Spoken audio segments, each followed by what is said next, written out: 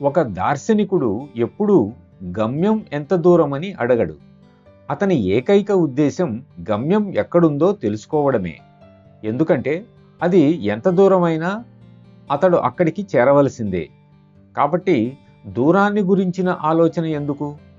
దగ్గరుంటేనే వెళతాను, దూరమైతే వెళ్ళను అని ఎవరైనా అంటే అది అతని బలహీనతను తెలియజేస్తుంది.